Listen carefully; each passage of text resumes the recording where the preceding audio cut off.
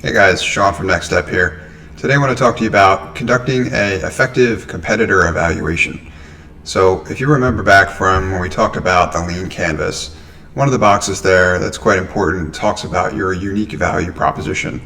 This box is all about figuring out how you are differentiated, unique, and worth buying. So the keyword there is differentiated. We want to understand how the product we're ultimately going to bring to market is differentiated from the other options out there. So what's the best way to do that? Well, one way is to conduct a competitor evaluation. And in order to do that, we want some form of a framework or process to follow. Of the options out there, what I'd recommend is something called Porter's 5 Forces. We're going to take a quick look at what a visual looks like so that you have some idea, because you may have seen one of these before. So this graphic that I've put up here in front of you gives you an idea what Porter's 5 Forces actually looks like. So we're going to talk about each of these individually, and in a separate video I'm going to give you examples of them that's either previously happened in the market or is currently underway. So essentially, Porter's 5 Forces is a framework that you can use to comprehensively evaluate the competition in your market. One of the things I like about this framework is just how thorough it is.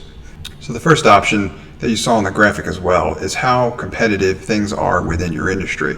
So what does this mean? This means essentially how many other options are out there trying to solve the same problems that your product is. The more products are out there on the market, the more competitive things are going to be. So we want to take a closer look at the other options that are out there and essentially what their unique value propositions are as well. The second force in Porter's 5 Forces is all about the threat of new entrant. What that means is, how easy is it for someone to bring a new product to market in your industry and offer something unique to the customers that you've previously been serving? How low are those barriers? How much disruption essentially can one new product cause within your market? The next option is, how much power do the suppliers in your market have? What this essentially means is the components that go into building your product. How many options do you have? Are they few or are they plentiful? This will have an impact on how the power shifts within your industry. The next component is the power of the buyer or customer. Basically, that means how many options do your buyers have for similar products to yours within the industry. The more products that are out there, the more power the buyer will have, the more difficult it will be to capture their attention and bring them over and then convince them to use your product. The last component is the threat of substitutes. What this means is, what can customers replace your product with? Are there alternatives out there that might not even be a competitive product where they can just bypass using your product altogether? If so, you're going to want to know that.